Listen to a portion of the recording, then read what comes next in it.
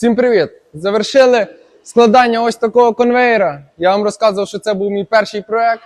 Ось сам бункер до нього. Це що я показував. І вже завершили складання конвейера. А ну запусти.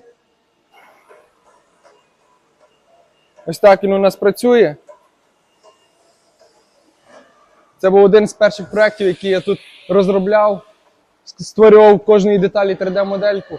І тоді креслення, і хлопці вже по ним складали його до такого стану.